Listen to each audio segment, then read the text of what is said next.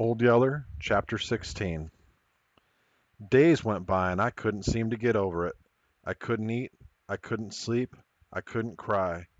I was all empty inside, but hurting worse than I'd ever hurt in my life, hurting with a sickness there didn't seem to be any cure for, thinking every minute of my big yeller dog, how we'd worked together and romped together, how he'd fought the she-bear off little Arliss, how he saved me from the killer hogs, how he'd fought the mad wolf off Mama and Lizbeth.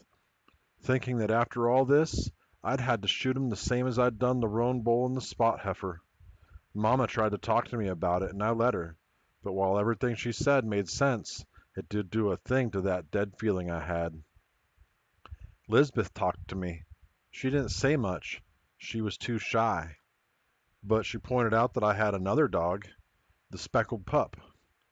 "He's part Old Yeller," she said, "and he was the best one of the bunch." But that didn't help any either. The speckled pup might be part Old Yeller, but he wasn't Old Yeller. He hadn't saved all our lives and then been shot down like he was nothing. Then one night it clouded up and rained till daylight. That seemed to wash away the hydrophobia plague. At least, pretty soon afterward it died out completely. But we didn't know that then. What seemed important to us about the rain was that the next morning after it fell, Papa came riding home through the mud. The long ride to Kansas and back had Papa drawn down till he was as thin and knotty as a rail fence, but he had money in his pockets, a big shouting laugh for everybody, and a saddle horse for me. The horse was a cat-stepping blue roan with a black mane and tail. Papa put me on him the first thing and made me gallop in the clearing around the house. The roan had all the pride and fire any grown man would want in his best horse, yet was as gentle as a pet. "Now, isn't he a dandy?" Papa asked. I said, "Yes, sir," and knew that Papa was right and that I ought to be proud and thankful. But I wasn't. I didn't feel one way or another about the horse. Papa saw something was wrong. I saw him look a question at Mama and saw Mama shake her head. Then, late that evening, just before supper, he called me off down to the spring where we sat and he talked. "Your Mama told me about the dog," he said. I said, "Yes, sir," but didn't add anything. "That was rough," he said. "That was as rough a thing as I ever heard tell of happening to a boy, and I'm mighty proud to learn how my boy stood up to it. You couldn't ask any more of a grown man." He stopped for a minute. He picked up some little pebbles and then thumped them into the water, scattering a bunch of hairy-legged water bugs. The bugs darted across the water in all directions. "Now the thing to do," he went on, "is to try to forget it and go on being a man." "How?" I asked. "How can you forget a thing like that?" He studied me for a moment, then shook his head. "I guess I don't quite mean that," he said. "It's not a thing you can forget. I don't guess it's a thing that you ought to forget. What I mean is, things like that happen. They may seem mighty cruel and unfair, but that's how life is part of the time. But that isn't the only way life is. A part of the time it's mighty good, and a man can't afford to waste all the good part worrying about the bad parts. That makes it all bad. You understand?" "Yes, sir," I said, and I did understand. Only it still didn't do me any good.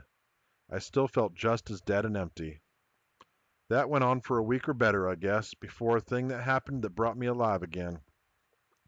It was right at dinner time. Papa had sent me out to the lot to feed Jumper and the horses. I'd just started back when I heard a commotion in the house. I heard Mama's voice lifted high and sharp.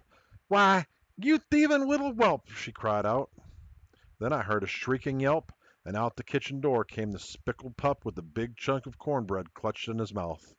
He raced around the house, running with his tail clamped. He was yelling and squalling like somebody was beating him to death, but that still didn't keep him from hanging on to that piece of cornbread that he'd stolen from Mama. Inside the house, I heard little Arliss. He was fighting and screaming his head off at Mama for hitting his dog. And above it all, I could hear Papa's roaring laughter. Right then, I began to feel better. Sight of that little old pup tearing out for the brush with that piece of cornbread seemed to loosen something inside of me. I felt better all day. I went back and rode my horse and enjoyed it. I rode way off out in the brush, not going anywhere especially, just riding and looking and beginning to feel proud of owning a real horse of my own. Then, along about sundown, I rode down into Birdsong Creek, headed for the house. Up at the spring, I heard a splashing and hollering. I looked ahead. Sure enough, it was little Arliss. He was stripped naked and romping in our drinking water again.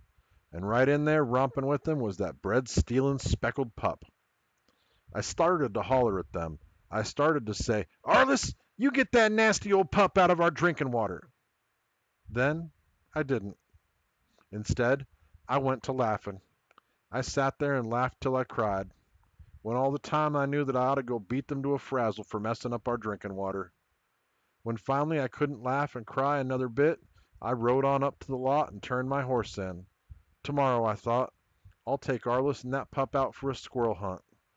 The pup was still mighty little, but the way I figured it, if he was big enough to act like Old Yeller, he was big enough to start learning to earn his keep.